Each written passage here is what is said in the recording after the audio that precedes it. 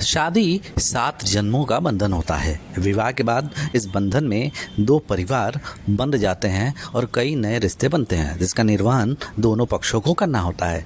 ऐसा ही एक रिश्ता होता है सास और बहू का, जिस पर कई किस्से, कहानी और सीरियल बने हैं। यह रिश्ता बेहद अहम होता है और इसे हर बहू संभाल कर रखना चाहती है, लेकिन विवाह के बाद कुछ गलतियां इस रिश्ते के बीच अनबन पैदा कर सकती हैं। लेकिन कम ही लोग जानते होंगे कि इसके लिए आषाढ़ का महीना भी एक वजह हो सकता है।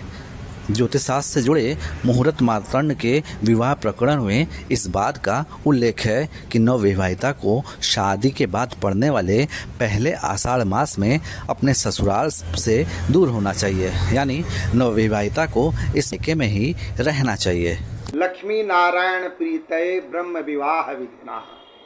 तो यहाँ पर वर और वधू लक्ष्मी और नारायण के प्रतीक हो जाते हैं। वर जो होता है नारायण का प्रतीक हो जाती है और नारायण का प्रतीक हो जाता है, और वधू जो होती है वह लक्ष्मी का प्रतीक हो जाता है। तो लक्ष्मी नारायण प्रीतये ब्रह्म विवाह विधना, यह ब्रह्म विवाह होता है।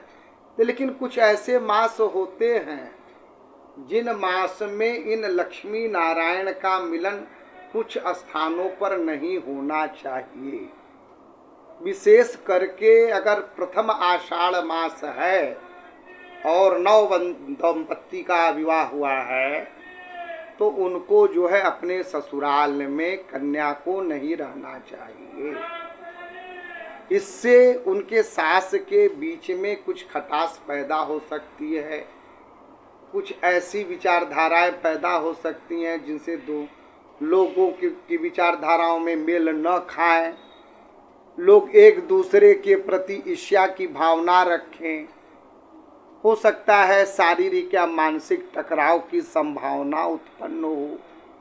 तो कुछ ऐसे मास भी हमारे वैदिक सभ्यता में, संस्कृति में कहे गए हैं, तो जिनका वर्णन जो है मुहूर्त मार्तंड में, जैसे ज्योतिष के ग्रंथ में विवाह प्रकरण में जो है ऐसा वर्णन आया है। अगर श्लोक को देखेंगे तो श्लोक में ऐसा मिलेगा।